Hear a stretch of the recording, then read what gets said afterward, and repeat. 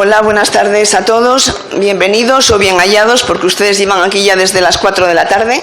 Muchas gracias al Grupo Parlamentario Popular por esta invitación a moderar la mesa y les pido disculpas porque mi voz no está en el mejor momento posible, no está nada radiofónica, pero bueno, quienes tienen que hablar son los ponentes que se sientan aquí, que son los expertos de esta mesa que va a hablar de la voz de la justicia ante esta proposición de ley orgánica en la que se pretende quitar la acusación popular o redefinirla para ver quién puede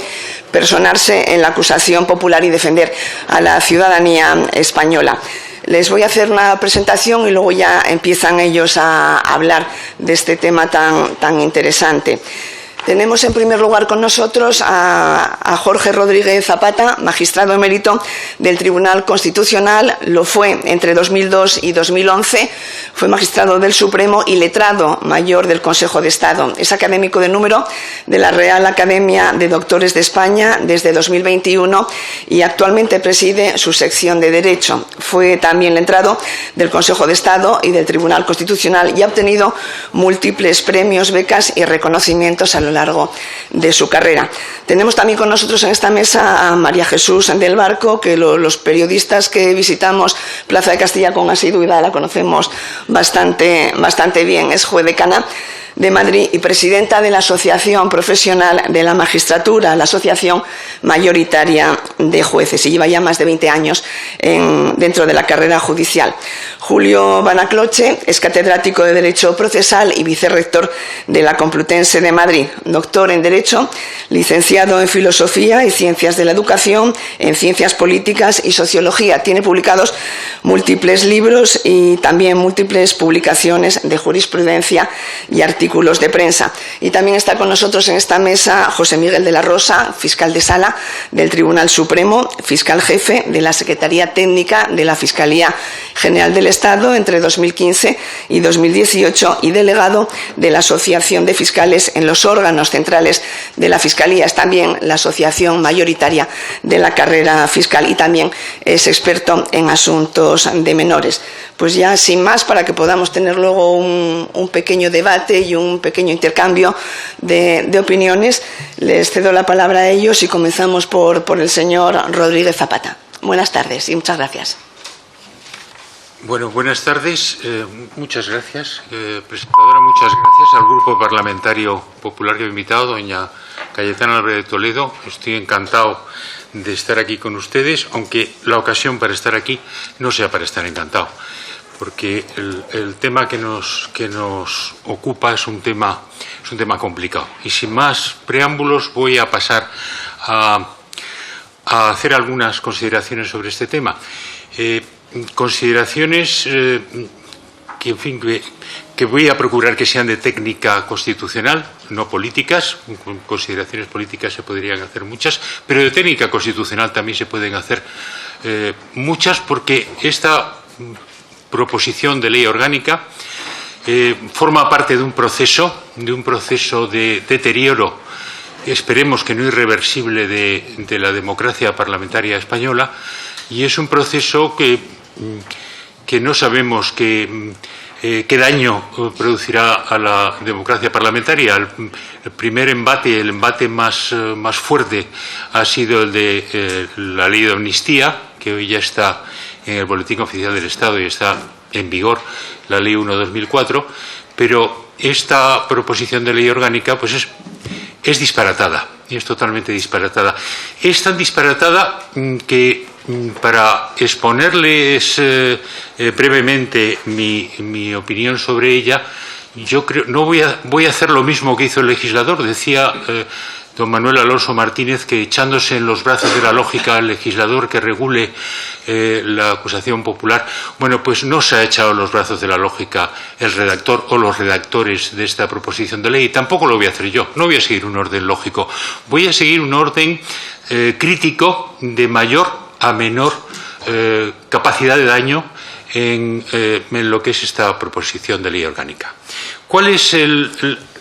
la primera cuestión, o la cuestión más dañina de esta proposición? Pues yo creo que está en su propio título. Si ven ustedes el título, se denomina Proposición de Ley Orgánica de Garantía y Protección de los Derechos Fundamentales frente al acoso derivado de acciones judiciales abusivas. Este título sigue la retórica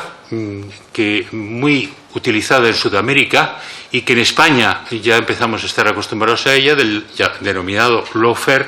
que es sinónimo, podríamos hacer traducción al castellano, de prevaricación judicial. El lawfare, en la versión que se utiliza en España, que se viene utilizando y que ya ha entrado en los cuadernos de jurisprudencia. Yo he leído algún escrito hace años de los independentistas catalanes y aunque esté jubilado, pues no puedo hablar de esos escritos en donde se mencionaba la palabra y todos comentábamos, pero ¿quién es este hombre que utiliza esta palabra? Bueno, pues la palabra ya está en los archivos de jurisprudencia y parte de la base que usó el marxismo europeo antes de su caída en 1989 y luego se trasladó a Sudamérica, de que existe una estructura económica que cae como una losa sobre las fuerzas progresistas, las fuerzas innovadoras, y que en esa estructura económica están las clases privilegiadas, que son precisamente los jueces, que son una clase privilegiada, los medios de comunicación social, que están en manos también de clases de extrema derecha o superderecha, y todos estos lo que hacen es atacar a políticos izquierdistas. Estoy hablando de la versión sudamericana, no estoy hablando de la versión española. Políticos izquierdistas en Brasil, en Argentina, y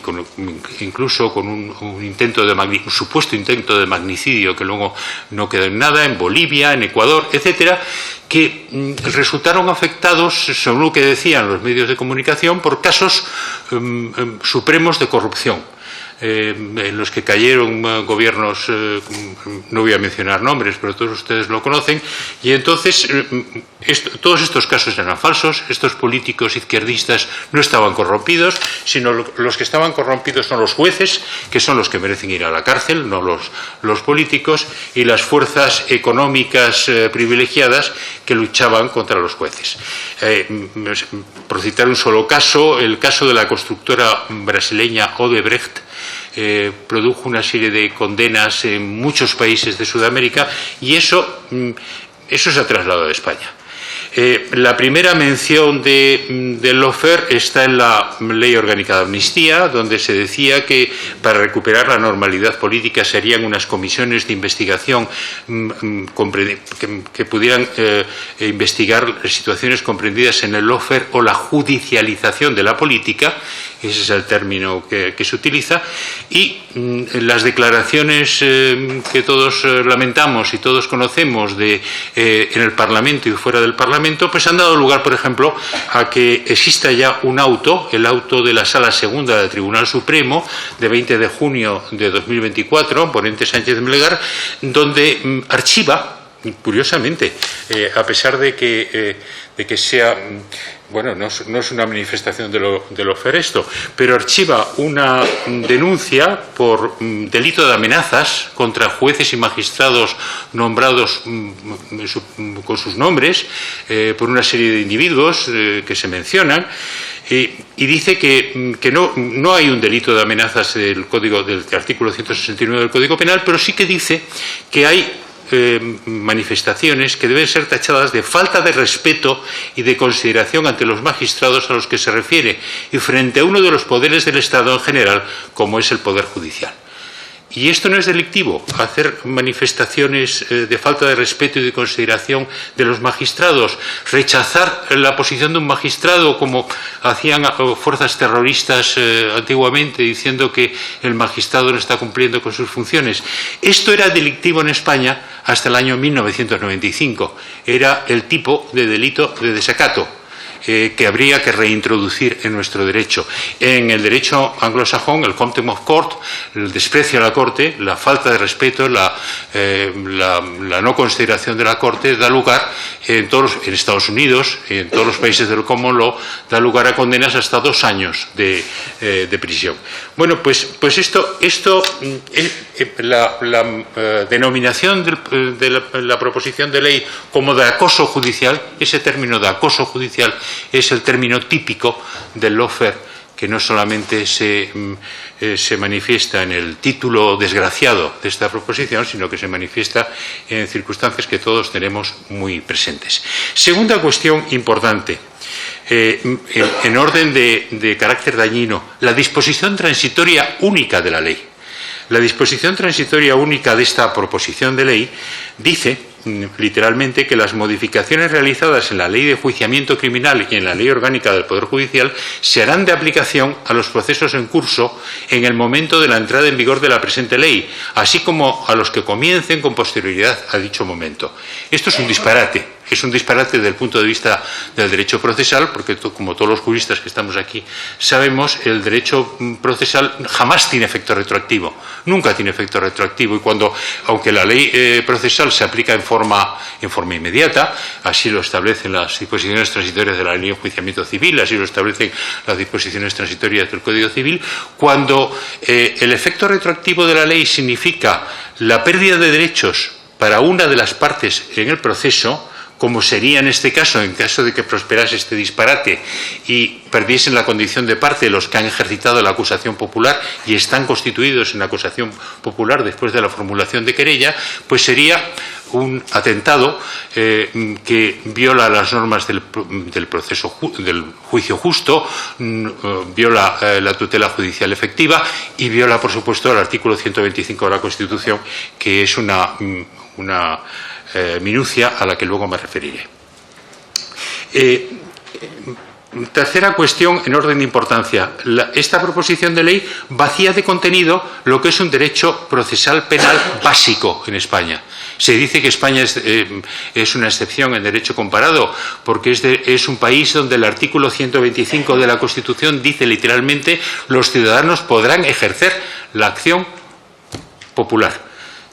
sin más aditamentos, porque los demás aditamentos, como dice Gimbernat, no se pueden mezclar churras con merinas, los demás aditamentos se refieren a la ley del jurado, pero esa es la dicción clara y terminante. Bueno, pues la acción popular, que es la acción penal, dice el anteproyecto de ley de enjuiciamiento criminal del año 2013. Por cierto, esta proposición de ley hace tabla rasa de todos los anteproyectos de reforma de la ley de enjuiciamiento criminal que se vienen sucediendo en España desde el benemérito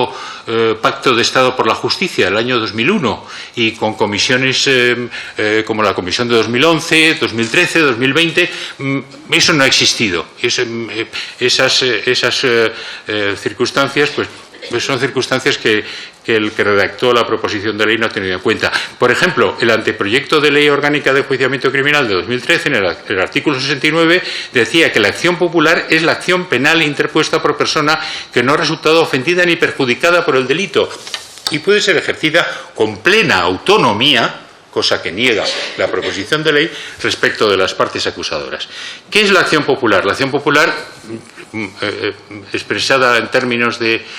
Manuel Alonso Martínez, representa un equilibrio frente al modelo de ministerio fiscal que tenemos en España, que es un modelo de ministerio fiscal francés, frente al que hay que tener toda la desconfianza, como en todos los sistemas democráticos. Los sistemas democráticos se basan en el principio de desconfianza, pero la desconfianza más inmediata es contra el Ministerio Fiscal. La exposición de motivos de la Ley de Enjuiciamiento Criminal, que está en vigor actualmente y que está redactada por la pluma de don Manuel Alonso Martínez, que si resucitase y viese la situación actual, pues yo no creo que durase mucho tiempo su resurrección, porque volvería otra vez a la paz. Pues Manuel Alonso Martínez dice que cuando el fiscal no quiere acusar, porque el fiscal está pervertido, o no sabe acusar, porque el fiscal es un incompetente, lo cual no suele ocurrir, no ocurre nunca. Bueno, pues la acción popular, es decir, la acción que se pone en marcha, que permite a cualquier ciudadano, a cui vis de populo, a quien quiera, simplemente para el restablecimiento de la legalidad vulnerada, ejercitar una acción penal con plena autonomía, sin ser coadyuvante de nadie, para perseguir la acción del delito, esa acción popular, dice Alonso Martínez, con términos que les aconsejo a ustedes leerse porque no tienen desperdicio, pues es necesaria después del establecimiento del principio acusatorio en nuestro país. Fíjense ustedes cómo será la ley de enjuiciamiento criminal que tenemos ahora, que no solamente reconoce el derecho a ejercer la acción popular a cualquier ciudadano, y bueno, pues se discute si también, yo creo que entre los ciudadanos también están los ciudadanos de la Unión Europea, sino que cuando el Ministerio Fiscal lo acusa, en caso de delitos graves, no solamente en los casos del 782, sino cuando el Ministerio Fiscal decide no mantener la acusación y no hay una acusación particular, es decir, no hay un ofendido por el delito, el juez va buscando a las personas perjudicadas por el delito para que presenten en el plazo de 15 días una acción para ejercer la acción de defensa de la legalidad e incluso puede hablar con el superior jerárquico del Ministerio Fiscal que está actuando. En este caso, en España, pues habría que verlo, para que vea si se ha mantenido o no se ha mantenido la acusación. Bueno, los términos en los que se vacía de contenido la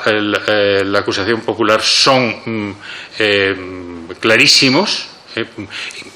Además, se ven agravados porque en España no se ha reformado la figura del Ministerio Fiscal, es decir, el Ministerio Fiscal sigue dependiente del Gobierno, digo en abstracto, por el 124.3 de la Constitución. Ha habido una reforma en el buen sentido, la Ley Orgánica 2 de 2024, donde se reformó el Estatuto del Ministerio Fiscal y, por ejemplo, se prohibió que quienes hubieran sido ministros de Justicia o hubieran sido diputados o senadores en los últimos 5 años pudieran acceder a la posición del Ministerio Fiscal, pero es insuficiente. Es decir, que yo creo que es necesaria una reforma constitucional, aunque sea parcial, que dé al Ministerio Fiscal las mismas garantías de independencia que tiene el Poder Judicial, tal vez modificando la Ley Orgánica del Poder Judicial, lo podemos hablar posteriormente. Y sin haber reformado el Ministerio Fiscal, se vacía de contenido la acción popular. Por ejemplo, el futuro artículo 277 bis de la proposición de ley que estoy criticando dice: quienes pretendan ejercer la acción popular y lo hagan mediante querella deberán presentarla. La querella tendrá documento. En la querella no se podrá instar la práctica de ninguna diligencia por parte del juez. Y si se instase, el órgano judicial tendrá dicha petición por no formulada. El acusador popular, dice el proyecto del 277 bis, no tendrá acceso al procedimiento judicial ni se le permitirá desarrollar actuación alguna durante la fase de instrucción. Luego sigue con una serie de cosas, pero bueno, esto es suficientemente grave. Y como ya llevo un cuarto de hora hablando, voy a pasar a la siguiente cuestión que no quiero dejar en el tintero, que es la cuarta en gravedad, que estamos ante una proposición de ley, no estamos ante un proyecto de ley, con todo lo que se supone en la reforma de una institución que tiene 140 años, como es la acción popular, y lo que supone frente a lo que diga el Tribunal Constitucional, que en fin, en una sentencia lamentable de la señora Balaguer, donde dice que da igual que se presenten proyectos de ley o proposiciones de ley, todos sabemos que no da igual, y se olvida de que en el artículo 89.1 de la Constitución, que es un texto formal, se dice que hay una prioridad debida a los proyectos de ley. Bueno, esa prioridad desaparece, como ha desaparecido en los últimos años, y todos son proposiciones de ley con la anuencia o la bendición del actual Tribunal Constitucional, que a mi modo de ver no está ejerciendo su función. Estamos sin Tribunal Constitucional y es necesaria, cuando un órgano constitucional falla, es necesaria la suplencia por parte de los demás órganos constitucionales. Entonces, la suplencia del Tribunal Constitucional corresponde a este Congreso de los Diputados. Quinta cuestión, y ya es la penúltima, en orden de dañino, en orden de importancia, la derogación del artículo 525 del Código Penal, abrogando la ofensa a los sentimientos religiosos. Es un disparate y, como suele hacer en las proposiciones de ley, las sentencias del Tribunal Europeo de Derechos Humanos que se citan, fundamentalmente la sentencia Rafalska contra Polonia, dicen lo contrario que la proposición de ley dice que dicen. Es decir, lo que dicen es que cuando se persigue en una sociedad democrática los sentimientos de los seguidores de una religión, el Estado se permite al Estado realizar las actividades de defensa de esa religión. Y última cuestión, y ya con esto termino, y le agradezco a la moderadora que me haya dado libertad. La sexta cuestión, limita de forma extravagante esta proposición de ley la libertad de expresión de los jueces y magistrados. Hay una nueva redacción en la proposición de ley del artículo 219 de la Ley Orgánica del Poder Judicial, que en síntesis dice que cuando los jueces o magistrados, estos delincuentes del lawfare, hagan manifestaciones públicas, lo cual la presidenta de la PM me corregirá, pero me parece que las normas básicas de ética de un magistrado es ser prudente en las manifestaciones, pero da igual.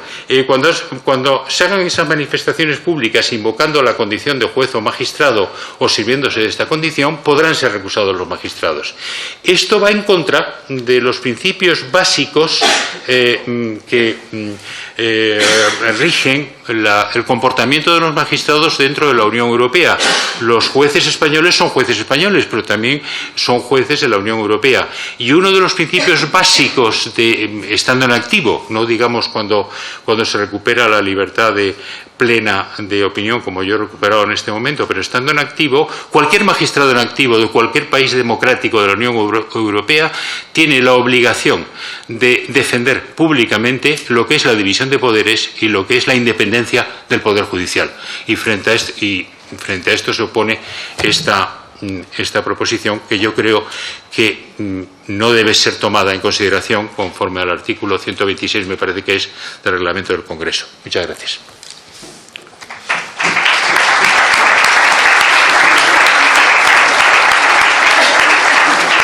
Muchas gracias, señor Rodríguez Zapata.